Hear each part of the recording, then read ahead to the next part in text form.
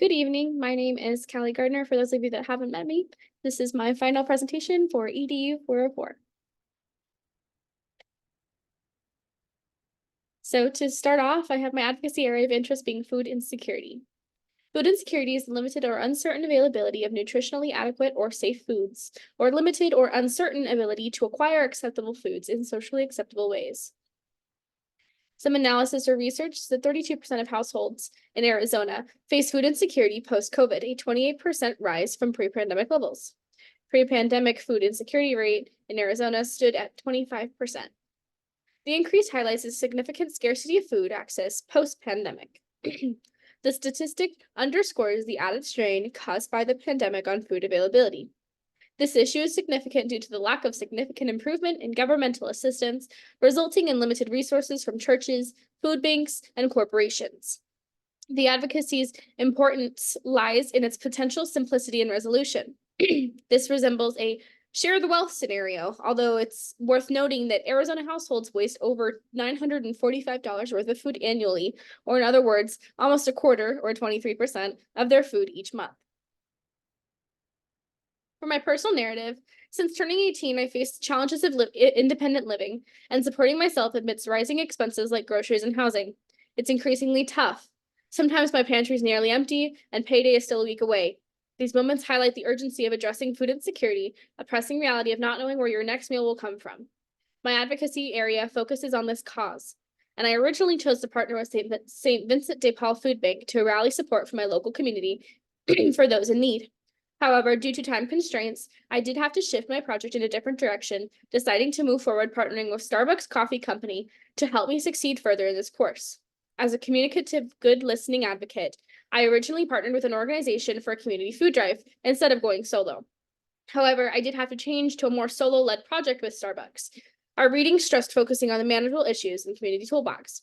By donating goods to those in need, we cut down on food waste and eased the impact of food insecurity. My aim was to aid the local community in tackling food insecurity effects, acknowledging food's vital role in the well-being. However, my advocacy partner organization ended up being Starbucks Coffee Company. Starbucks prioritizes putting people first as a core value, fostering inclusive practices. It creates opportunities for community engagement and collaboration amongst Starbucks partners and the community. Starbucks also addresses food insecurity through its Food Share program. Food Share, launched in 2016, partners with Food Donation Connection and Feeding America. Food Share utilizes refrigerated vans or Penske delivery drivers in most areas to collect unsold food daily and distribute it to those in need. They're collected in a little yellow bag. It's most of the time breakfast sandwiches, wraps, and pastries. These food bags are donated millions of nourishing meals annually through the Food Share program as of 2024. Some interview highlights from my advocacy leadership interview. From a business standpoint, Chris Elliott prioritizes partner well-being and ensures that they feel heard and cared for. He recognizes partners as the heart of the company and values their input and concerns. He acts as a partner advocate within the store and conveys concerns to our district manager, Mandy. He also advocates for adjustments to support partner needs and fostering a comfortable and collaborative work environment. He also focuses on creating a well-functioning business through partnership and teamwork. Now, through a community standpoint, he also does some other things. Within Starbucks, Chris Elliott has provided numerous opportunities for advocacy areas of all kinds to have a place to hold community engagement opportunities. So things such as a student-led food drive, which is something I actually held with him last session. Red Cross blood drive. He does this about 3 to 4 times a year, depending on the availability of people. It has become increasingly more attended, so he is doing more of them. St. Vincent de Paul plus the Food Share. So we do donate to St. Vincent de Paul as a company. And our most recent one, the Doggy Drive, where we're donating dog goods to humane societies. Some general objectives of this project included gathering local research through individual responses in order to compile evidence of food security or insecurity in the workplace, compiling and distributing areas for volunteer areas in our community for anyone in my workplace or out of it.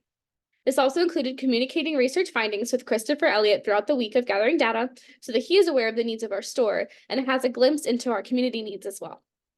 Some targets, providing attainable goals that can be completed in a timely manner, will give the opportunity for results. The steps taken will be as follows and will be in accordance to the stages of the advocacy cycles that we're learning in class. This is establishing contact with potential organizations such as St. Vincent de Paul and deciding which among the organizations best suited to partner with. Create a plan for food insecurity awareness and have more widespread plan of identifying areas of food insecurity in local areas, such as my coworkers, and create a way to cater to support these areas, execute a plan, and distribute either food or education. So in this case, education. Some key messages. Food insecurity can surround us in all capacities. In addition, anyone can have any level of food insecurity. They may not show it and they may not talk about it outwardly, but it doesn't mean that they're not food insecure. It is also important to offer opportunities to anyone that may not even know of any that are able to volunteer or even utilize them in themselves if they're in need. Some activities that I included in my project included creation of a survey that asked general questions about food insecurity to my coworkers to gather data about our store demographics in regards to food insecurity, the actual distribution of the survey, as well as a compilation of volunteer opportunities in our local area made to be accessible to coworkers that participated in the survey or anyone that had access to the link. Interview with our store manager in regards to food insecurity, as well as advocacy with him as the leader. I did include a link to the survey. This also has the compilation document of volunteer opportunities in Northern Arizona. Some data that I have here, just some general questions I asked in my survey about, do you know anyone that's food insecure? Have you ever experienced food insecurity ever? There was an initial response that nobody was currently experiencing it, so I did want to make sure I had it in there if they've ever experienced insecurity as like ever in their life. I also included the questions that didn't have graph responses, but just responses in general. It included some questions that people have about food insecurity and its effects, as well as where they have previously volunteered in the past. So with some reflection and refining, with the results that I did receive, I was initially shocked that none of my coworkers expressed that they were currently food insecure. Now, I'd have no way of knowing if that's actually true or not. It was based on a no, yes, or prefer not to answer. This also brought me kind of a relief. I was also glad that I shared opportunities to volunteer regardless in our community so that those that were interested in volunteering could volunteer. I was also interested to see that there were some coworkers that opened up to say that they had been food insecure in the past. I truly wanted to connect to my coworkers on a personal level and find ways that I can support them as an advocacy in food insecurity. If my coworkers have answered the way that they have, there are so many more answers that I could gather from my community or other locals in my area and receive different answers and be able to offer helpful resources to the community, my coworkers, and even some of my family. So for follow-up, I plan to follow up and build upon this project by 1, encouraging more partners and coworkers to respond over time, offering the survey in all of my personal circles in and out of work, compiling more areas of help that individuals can utilize if they need it, ensuring that my workplace is a safe place to discuss areas of need, such as food insecurity or any need for that matter, starting more food drive efforts to donate to my partners if needed, or food banks in my community to reduce waste.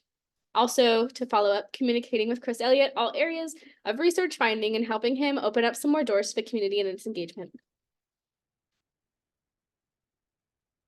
And then I just have my references.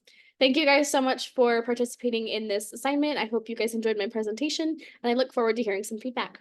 Thank you guys. Have a great night.